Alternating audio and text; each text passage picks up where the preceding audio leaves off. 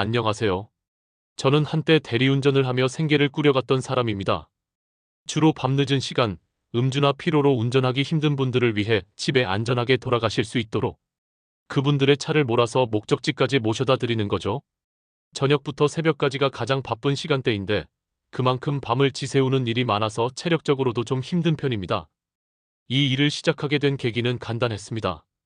대학을 다니면서 용돈을 벌고 싶었고 운전을 좋아하던 터라 대리운전이 제게 잘 맞을 거라 생각했습니다. 처음엔 낯선 차를 운전한다는 게 조금 긴장됐지만 몇 번 하다 보니 익숙해지더군요. 손님들께서 차를 맡기시면 저는 그분들이 안전하게 집에 도착하실 때까지 책임감을 가지고 운전합니다. 가끔은 술에 취하셔서 말이 많아지시는 분들도 계시고 조용히 잠드시는 분들도 계세요. 어떤 때는 진상 손님을 만나서 곤란한 상황도 있었지만 그럴 때마다 침착하게 대처하려고 노력했습니다. 대리운전의 장점이라면 아무래도 시간 활용이 자유롭다는 점입니다. 정해진 출퇴근 시간이 없어서 제가 원하는 날에 원하는 만큼 일할 수 있죠.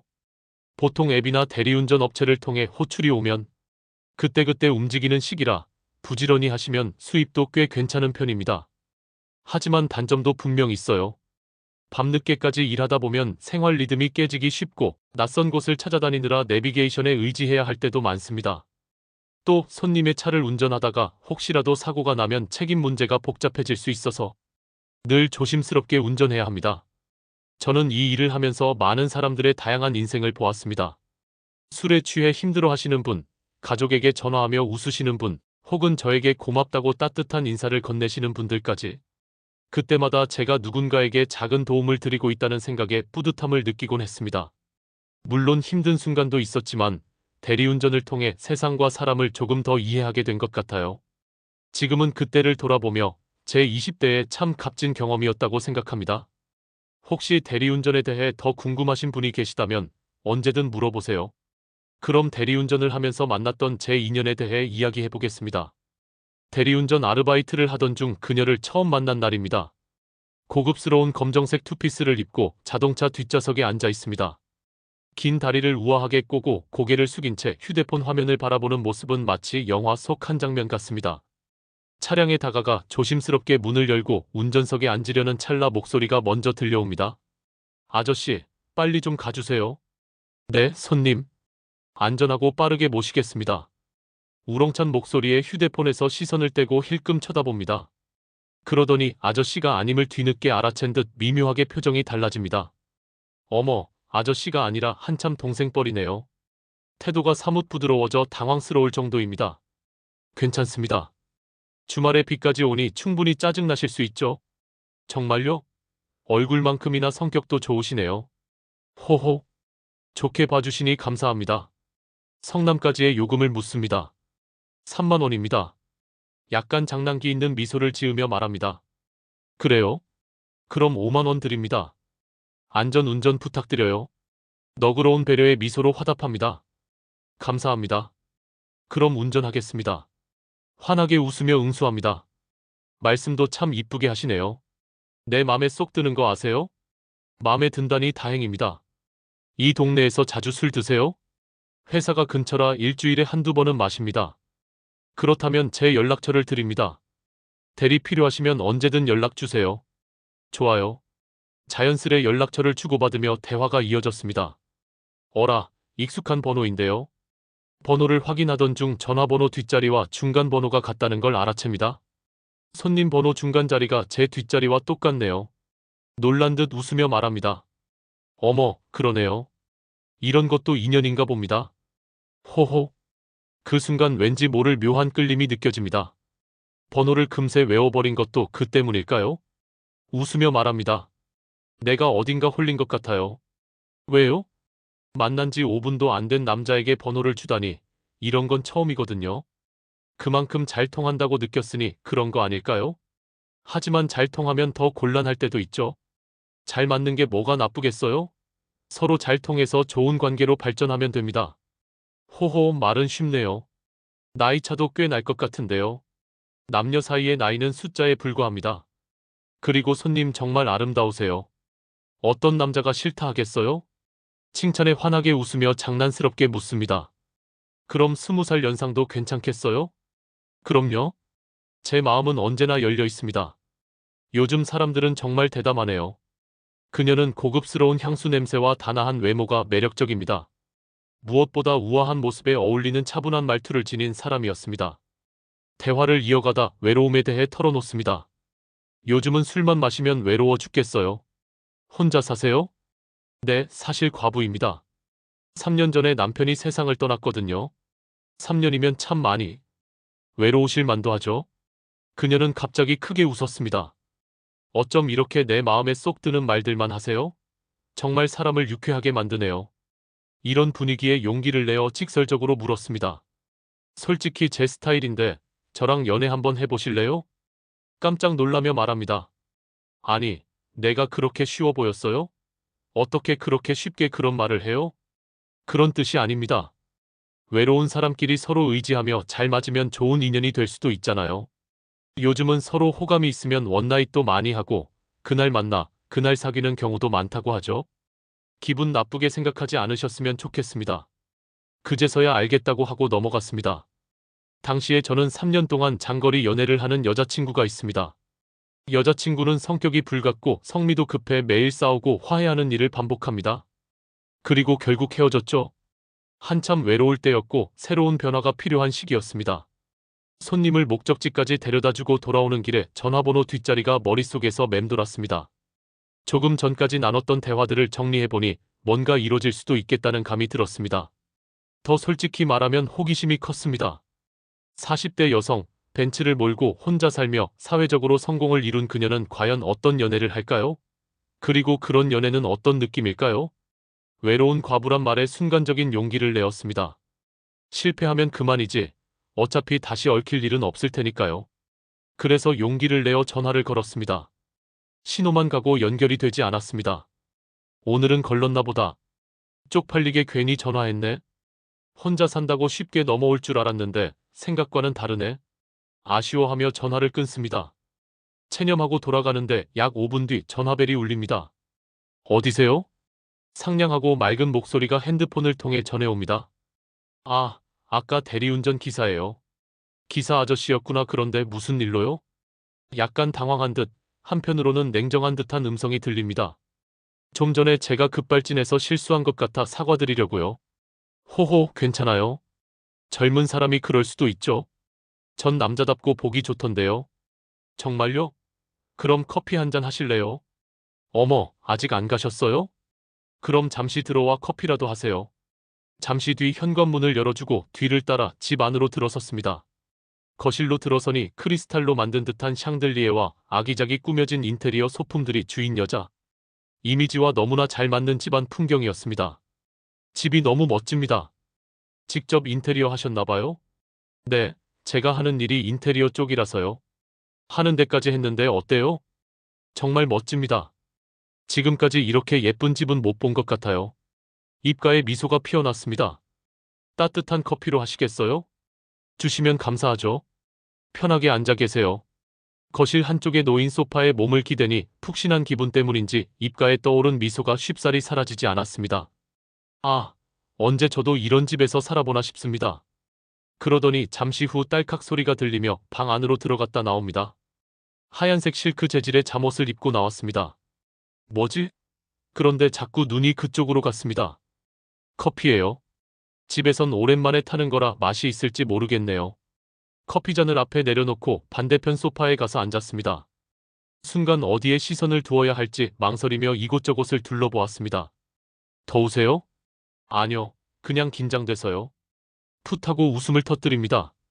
좀 전에 그 남자다움은 다 어디 갔대요? 갑자기 순진 모드로 변하셨네요. 그나저나 얼굴이 잘생기셔서 여자들이 많이 따랐을 것 같네요. 순간 얼굴이 벌개지고 화끈거리는 상황을 타게 하려고 커피잔을 들고 입에 커피를 넣었습니다. 뜨거움에 다시 토해냅니다.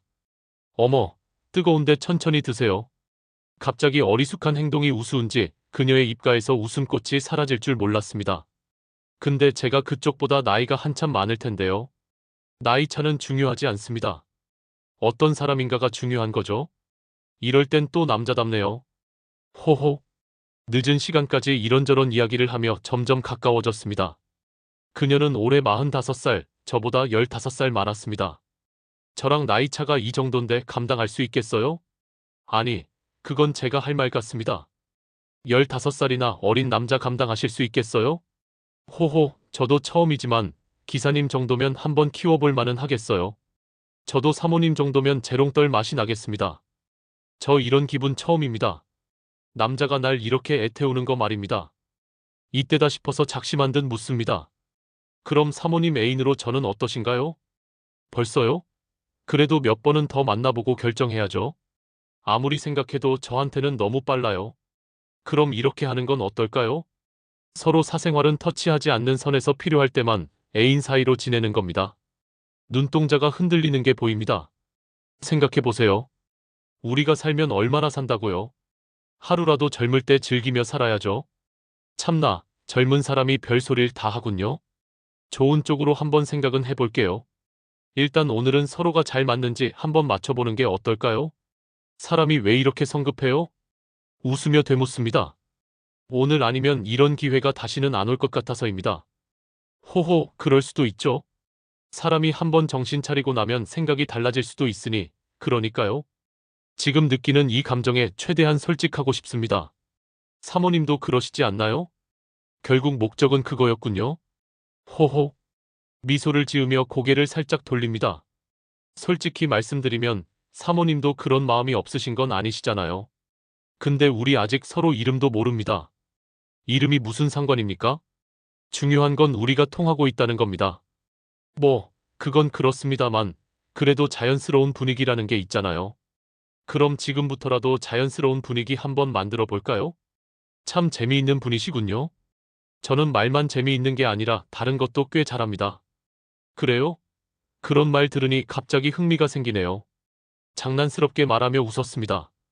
그날 밤은 세상의 모든 것들이 아름답게 보이고 영화 속 주인공이 된 것 같았습니다. 너무나도 행복한 시간이었습니다. 안녕하세요. 저는 20대 후반의 미혼남입니다. 전북 남원에서 태어나 서울로 대학을 진학하며 지금까지 서울에서 살고 있어요. 사실 저는 노는 걸 좋아해서 또래보다 공부를 조금 늦게 시작했습니다. 재수 끝에 소위 명문대라 불리는 학교에 들어갔고 군 복무도 평범한 곳에서 하고 싶지 않아 해병대에 지원해 복무를 마쳤습니다. 저에겐 15살 연상의 여자친구가 있습니다. 대리운전 아르바이트를 하던 시절 술에 취한 고객으로 처음 만났고 그 만남이 연인으로까지 발전했어요. 사귄 지 1년이 넘었는데 처음엔 단순한 호기심에서 시작한 관계가 지금은 깊은 애정으로 바뀌었습니다. 문제는 여자친구와 그녀의 가족이 결혼에 대한 이야기를 꺼내면서부터 시작됐습니다. 여자친구는 현재 그녀의 아버지와 함께 꽤 이름 있는 인테리어 회사를 운영하고 있어요. 교제 8개월 즈음부터 결혼과 미래에 대한 이야기가 오가기 시작하더니 10개월이 지나면서부터는 그녀의 가족들과 식사를 함께 하는 자리가 잦아졌습니다. 그녀의 어머니는 여자친구가 40대 중반을 넘겨가고 있으니 결혼을 서둘러야 한다고 말씀하시며 난자를 냉동 보관했으니 아이를 갖는 것도 문제없다고 저를 안심시키셨죠. 솔직히 이런 대화가 계속되다 보니 부담스러워 가족 모임을 피하고 싶었지만 여자친구의 간곡한 부탁에 참석할 수밖에 없었습니다. 그녀 집안은 딸만 둘인데 제가 집안에서 막내라 그런지 특히 저를 마음에 들어 하셨던 것 같아요. 아마도 대릴 사위로 생각하셨던 것 같습니다. 사실 저도 여자친구가 좋은 사람이라는 걸 잘 알고 있고 그녀의 부모님 또한 정말 따뜻하고 배려 깊으신 분들이란 걸 느낍니다. 하지만 결혼 생각이 전혀 없다는 게 문제였죠. 어려서 이혼 가정에서 자랐기 때문일까요? 어머니는 이혼 후 곧바로 새로운 가정을 꾸리셨고 그 이후로 저와의 왕래는 끊어졌습니다. 어머니의 사랑을 받지 못하고 자라면서 연애는 몰라도 결혼은 하고 싶지 않다는 생각을 늘 품고 있었어요. 아이를 낳고 기르는 것에 대한 부담감도 컸고요. 여자친구에게 이런 솔직한 마음을 털어놓는다면 그녀와의 관계가 소원해지거나 최악의 경우 헤어짐으로 이어질까봐 두려웠습니다. 그래서 결혼 이야기가 나올 때마다 아직은 이르다, 조금 더 만나보자고 둘러댔어요. 하지만 언제까지 이런 식으로 미룰 수 있을지 마음이 점점 무거워지고 있었죠. 그러던 어느 날 여자친구의 아버지가 입원하셨다는 소식을 들었습니다. 자수성가한 그녀의 아버지는 늘 바쁜 삶을 살아오셨죠. 그러다 최근 건강이 급격히 나빠졌고 여자친구는 병원에서 아버지를 간호하며 힘겨운 시간을 보내고 있었습니다. 제가 병문안을 갔을 때 아버지는 저를 붙잡고 우리 딸이 항상 너를 믿고 의지하더라. 내가 없더라도 우리 딸을 지켜줄 수 있겠냐고 말씀하셨습니다. 그 순간 제 마음 한구석이 뭉클해졌습니다.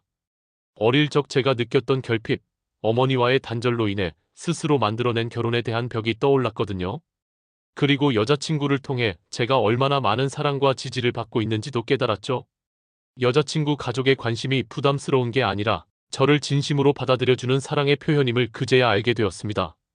이런 게 바로 행복한 가족이란 거구나. 그 후 저는 여자친구와 진지하게 대화했어요. 제가 느꼈던 결혼에 대한 두려움과 과거의 상처들, 특히 엄마에게 버림받은 상처를 솔직히 털어놓았습니다. 그녀는 제 이야기를 듣고 눈물을 흘렸죠. 내가 어떤 마음이었는지 이제야 알았어. 하지만 우리는 서로를 사랑하니까 함께라면 충분히 행복한 가정을 만들 수 있을 거야. 그녀의 따뜻한 말에 저는 결혼에 대해 다시 생각하기로 마음먹었어요. 결혼은 단지 두 사람의 사랑만이 아니라 서로를 치유하고 완성해가는 과정이라는 것을 깨달았거든요. 그렇게 우리는 결혼을 준비하기 시작했습니다. 결혼 이야기가 본격적으로 오가면서 여자친구와 함께 미래를 구체적으로 그려보는 시간이 많아졌어요.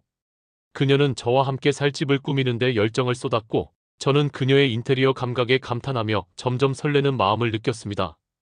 결혼 준비 과정에서 그녀의 아버지가 병원에서 퇴원하신 것도 큰 기쁨이었죠.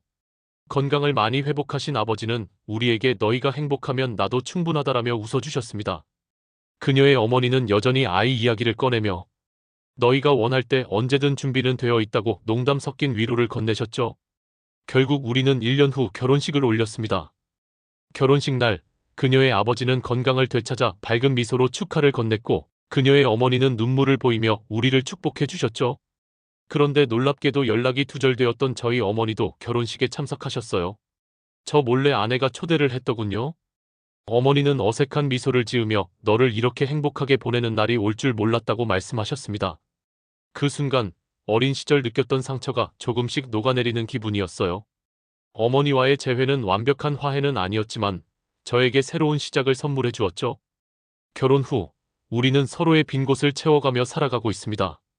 아내는 저에게 가족의 따뜻함을 가르쳐 주었고 저는 그녀에게 제가 가진 열정과 젊음을 나누며 그녀의 삶에 활력을 불어넣었어요. 어느 날 아내와 함께 저녁을 먹다가 그녀가 조심스럽게 물었어요. 우리 아이를 가져보는 건 어떨까? 과거의 저라면 바로 거절했을 질문이었지만 그때는 다르게 느껴졌습니다. 응, 너와 함께라면 할 수 있을 것 같아. 저도 모르게 그렇게 대답했어요. 그녀는 환하게 웃으며 제 손을 꼭 잡았고 그 순간 저는 결혼이 단순한 계약이 아니라 서로를 위한 약속이자 새로운 삶의 시작임을 다시금 깨달았습니다. 이제 저는 결혼을 두려움이 아닌 기회로 바라봅니다. 그녀와 함께라면 과거의 상처도 새로운 희망으로 바뀔 수 있다는 걸 배웠기 때문입니다. 사랑은 결국 두 사람의 믿음과 노력으로 완성되는 것임을 저는 깨달았습니다. 그리고 언젠가 우리 아이가 태어난다면 제가 어릴 적 받지 못했던 사랑을 듬뿍 주고 싶어요. 아내와 함께라면 그 꿈도 충분히 이룰 수 있을 거라 믿습니다. 우리의 결혼 생활은 이제 막 시작되었지만 매일이 새롭고 소중한 순간으로 채워지고 있습니다. 어쩌면 저는 그녀를 만나면서 비로소 진짜 가족의 의미를 찾은 것 같아요.